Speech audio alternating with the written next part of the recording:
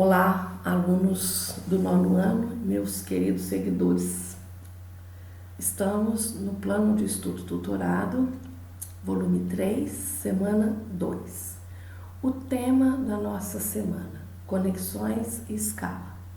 O objeto de conhecimento, intercâmbios históricos e culturais entre a Europa. Nossa semana tratará apenas do continente europeu. Habilidades. Então, identificar e analisar características de países e grupos de países europeus, seus aspectos populacionais, urbanos, políticos e econômicos e discutir suas desigualdades sociais e econômicas e as pressões sobre os ambientes físicos naturais. Conteúdos relacionados. Característica dos países europeus sobre questões sociais, políticas e econômicas, países europeus, a vida nas cidades, no espaço urbano e no campo, no espaço rural. Então, o tema da nossa aula, Europa, e nessa semana você vai reconhecer a grande diversidade sociocultural da população europeia, analisar e compreender aspectos do espaço geográfico europeu relacionados às atividades econômicas. Então, nós vamos ver a questão da agropecuária, da indústria, o setor terciário, a prestação de serviço, que é bastante desenvolvido no continente europeu. Então, nós vamos estudar Europa, economia. Nós sabemos que o continente europeu é densamente ocupado. O território europeu é um dos mais produtivos. A agricultura é bastante diversificada, há uma intensa atividade pesqueira, indústria de alta tecnologia que move a economia do continente. E com isso faz com que o continente tenha aí os 4 países mais ricos do mundo que compõem aí o G7. Daqui a pouco nós vamos ver quais são eles. Você já deve até saber.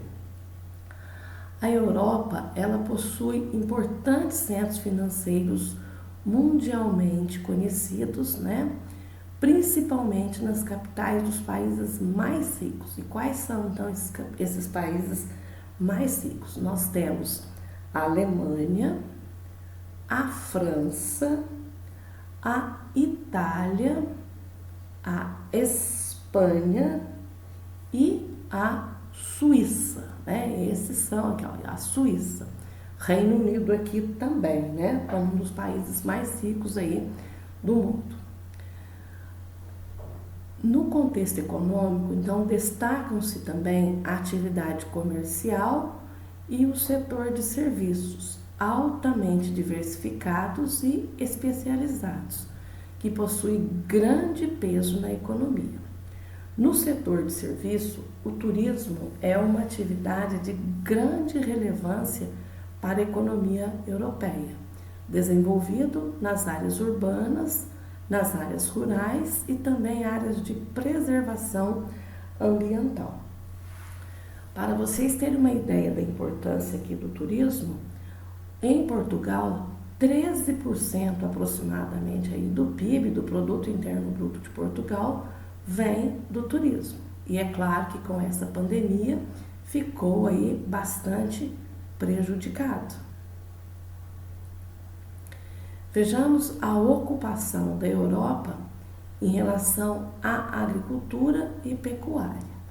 Então, nessa área de marronzinho, nós vamos ter agricultura comercial de cereais, e do algodão.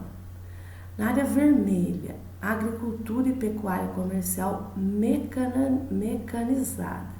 Esse é um fato, gente, que ocorre muito aqui no continente europeu. A agricultura ser muito mecanizada, o uso de colheitadeiras, o uso de implementos agrícolas, ele é bastante significativo.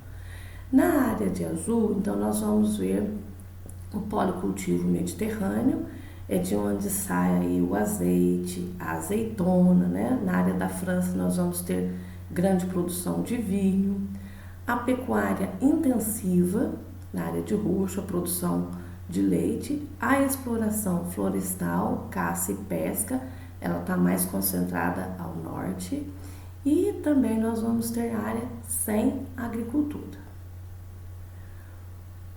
No geral, o espaço agrário europeu caracteriza-se pela presença de pequenas e médias propriedades rurais. Então, não é como aqui no Brasil, que prevalece as grandes propriedades. Aqui na nossa região sul de Minas, nós temos pequenas e médias propriedades. Então, é uma característica semelhante ao continente europeu. Mas, no geral, no Brasil, prevalecem as grandes propriedades. Muitas dessas pequenas e médias propriedades utilizam máquinas. Quais são essas máquinas? Tratores, semeadeiras, colheitadeiras, né? Entre outras. Há ainda o uso de técnicas que envolvem seleção de sementes, sistema de irrigação, inseminação artificial e manipulação genética de espécies de animais e vegetais. No uso aí de técnicas de sementes, no cultivo geral, nós podemos destacar a Holanda, que é um grande produtor e exportador de flores e também exporta tecnologia para o mundo todo. Na região aqui de Senador Amaral, Munhoz, são duas cidades do sul de Minas que se destacam na produção de flores, e os produtores, eles visitam a Holanda para comprar essas tecnologias, esses equipamentos e sempre aprender mais.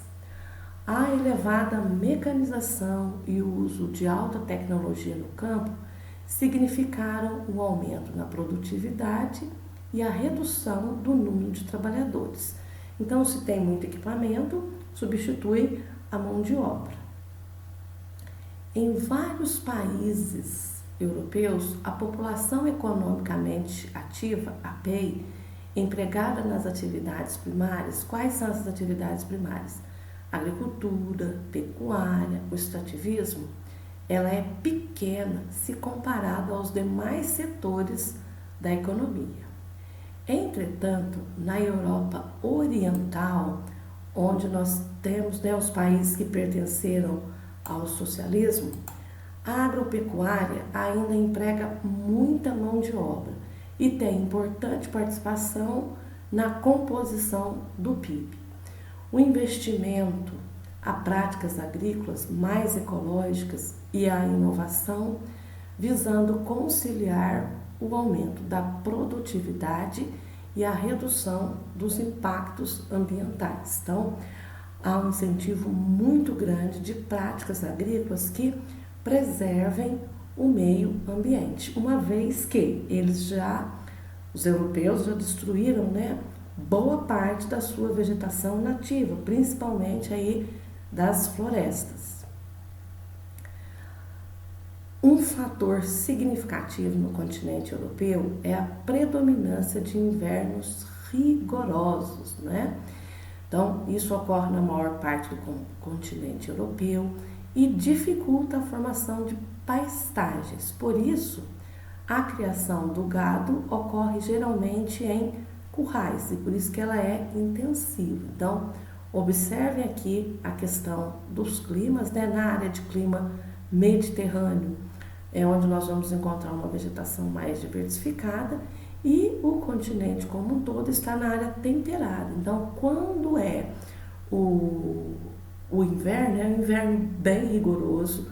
O continente europeu tem as 4 estações do ano bem marcadas e ele também é cortado aí pelo Círculo Polar Ártico, certo? E esse Círculo Polar Ártico é frio intenso nas regiões próximas, Em geral, equipamentos e técnicas modernas são utilizadas, então, nessa questão da pecuária intensiva. Os animais recebem um acompanhamento veterinário, administração de vacinas e medicamentos, destinando-se ao fornecimento de leite e carne. Como a produção de carne bovina não é suficiente para atender o mercado interno, muitos países europeus importam a carne, né, esse produto, principalmente do Brasil e da Argentina.